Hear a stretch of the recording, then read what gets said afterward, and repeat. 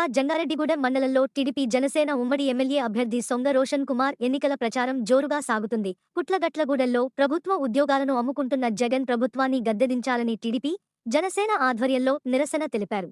పలు గ్రామాలలో ప్రచారం జరిపిన అనంతరం తెక్కినవారిగూడెంలో జరిగిన బహిరంగ సభలో కాంగ్రెస్ పార్టీ నుండి పలువురిని సొంగ రోషన్ కుమార్ టీడీపీలోకి ఆహ్వానించారు. టీడీపీ సీనియర్ నాయకులు గంటా మురళి, దాసరి శేషు, సాయిల సత్యనారాయణ, జనసేన నాయకులు పాల్గొన్నారు.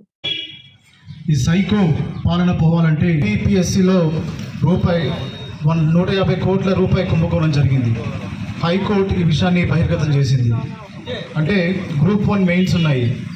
ఒక్కొక్క డిప్యూటీ కలెక్టర్ పోస్టుకి జగన్మోహన్ రెడ్డి ప్రభుత్వం 2.5 కోట్లు తీసుకుంది. అలాగే ఒక డిఎస్పీ పోస్ట్కి ₹1.5 కోటి తీసుకుంది.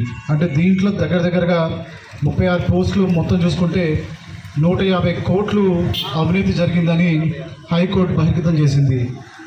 మరి తెలంగాణలో ఈ విధంగానే అక్రమంగా పోస్టులు వేయించినందుకు తెలంగాణ ప్రజలు కేసీఆర్ని ఇంటికి పరిమితం చేశారు.